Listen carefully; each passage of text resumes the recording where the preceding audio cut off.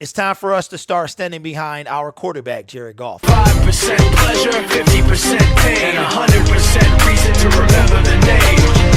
Hello, everyone. My name is Derek, and this is the Gridiron Blitz. On this channel, we do predominantly Detroit Lions content with a few NFL live streams as well. So if you decide to subscribe, ring that notification bell, set it to your preference so you won't get notifications of things you don't want to see. That's the best way to have it. Detroit Lions fans, it's time to stand behind our quarterback, Jared Goff. Jared Goff has been ripped apart for the last 2 days for his inability to reach receivers down the field. Now, I didn't go to the game, have not looked at the all 22, so I don't know if there were receivers open down the field. But what I do know is when you get behind as early as the Detroit Lions did, you tend to throw the ball quite often. Jared Goff threw the ball 57 times, completing 38 of those passes for 3 touchdowns and 1 interception. He threw for over 300 yards. A lot of you guys could say that, well, Jared Goff came alive. He found the players in the fourth quarter. Well, the 49ers top cornerback goes down with an injury, and Kyle Shanahan was pulling out his starters. That is one of the reasons the Detroit Lions were able to mount such a comeback. Now, remember, the Detroit Lions were down by 24 points with 2 minutes left in the game. The touchdown brought them within 16. The recovery of the onside kick and the touchdown 2-point conversion brings them within 8, and that wind up. Jared Goff is not a bad quarterback, and you might say that Matthew Stafford is a better quarterback. And with the performance that he put on Sunday night and winning Offensive Player of the Week, NFC-wise, you could say. But when it comes to our Detroit Lions, I think we have to give Jared Goff a chance. Now, this is the second video that I've made about this subject in a week.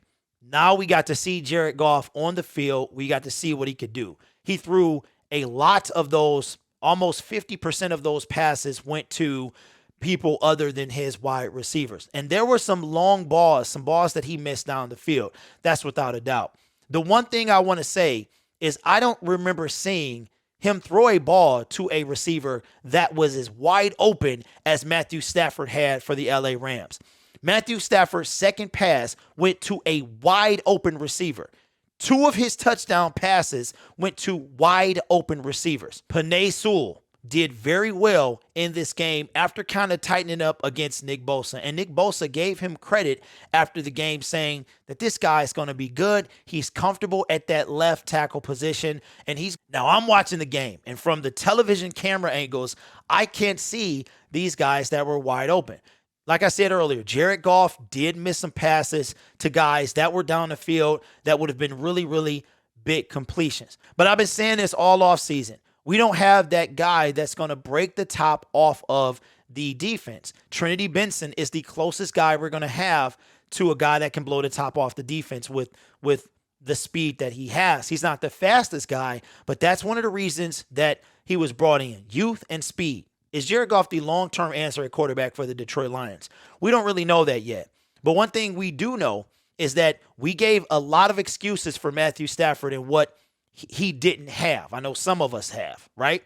Jared Goff, did he have those guys wide open down the field?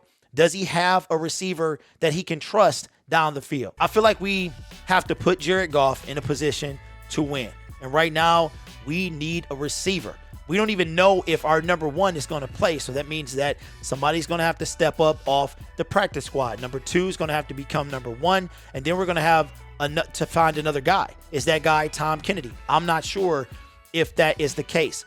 But we've got to put Jared Goff in a position to win. And getting down early, having to throw the ball very early on. I mean, the game was over in the second. It was 31-10 as we went into halftime. So we have to put Jared Goff in a position to win games. My name is Derek. This is the Gridiron Blitz. Like, comment, subscribe. If you do, ring that notification bell. Set it to personalized so you only get the content that you want. And I'll see you in the next video.